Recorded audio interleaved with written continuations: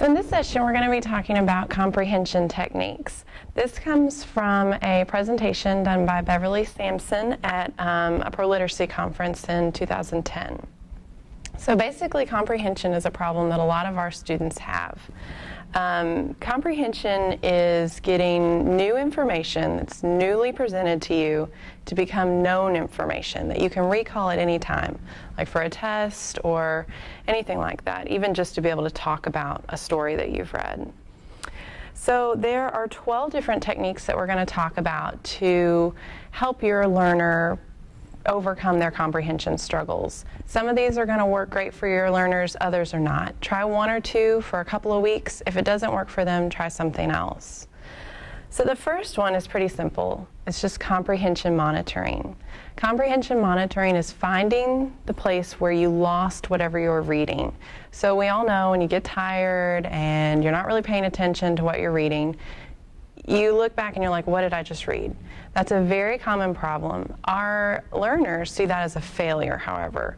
So they tend to want to just keep reading and pick up as they go along. Well, that doesn't work. You have to go back and reread what you've just read. And everybody has to do that.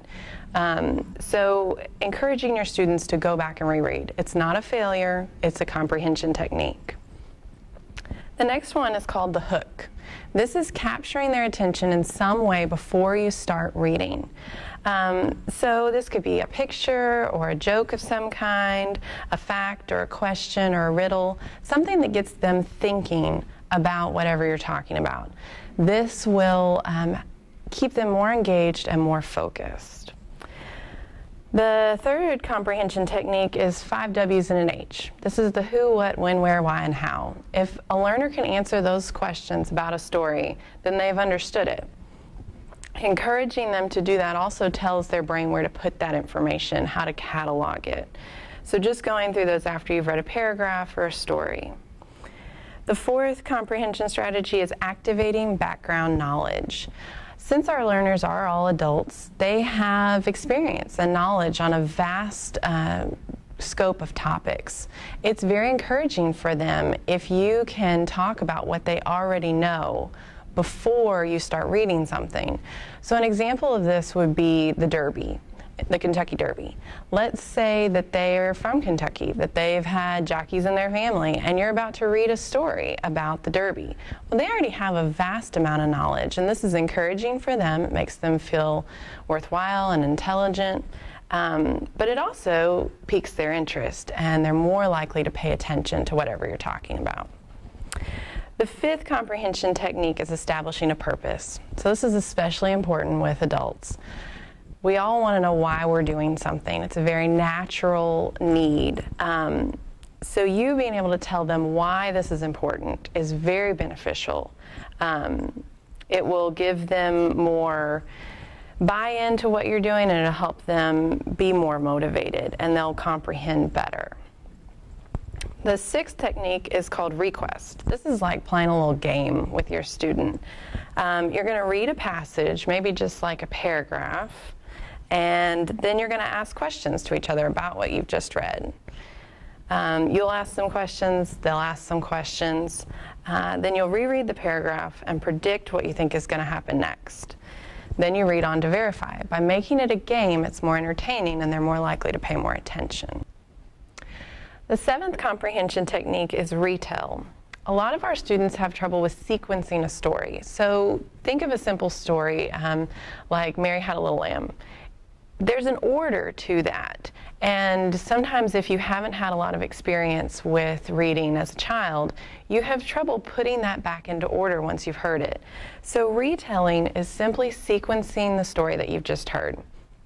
This is a skill that helps with comprehension, but it also is a skill that many of our learners just need to build.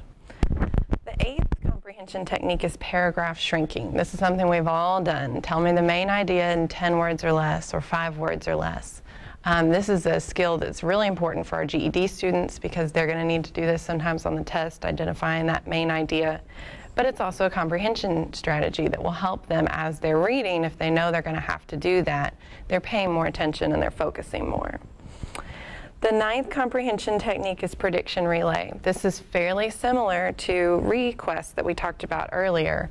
Prediction relay is a little bit faster though. You read half of a page or a paragraph at a time, then you predict what's going to happen next, and you read on to verify. Then you keep going with that.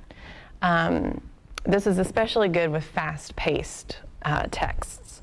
But learners can have a lot of fun with this, especially guessing what they think is going to happen, and it gives them some buy-in as well. The 10th technique is a graphic organizer. So graphic organizers are a visual way of organizing a story or an essay. So the classic example is a Venn diagram where you have the two circles and here's one side and here's the other, and you put what's similar in the middle. That's kind of the original graphic organizer. But you can come up with all sorts of different graphic organizers for your students to use.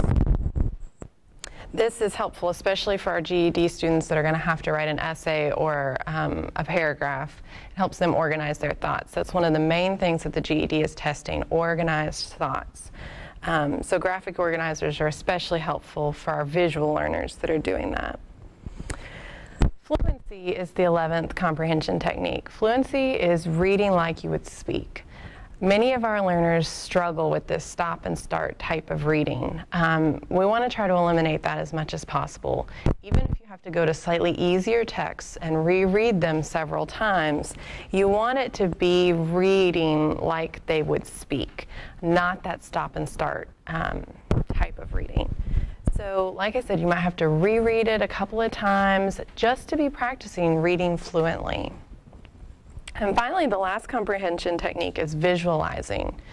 So this is just using your imagination, basically. But since many of our adult learners didn't read very much as children, which is what children naturally do, they imagine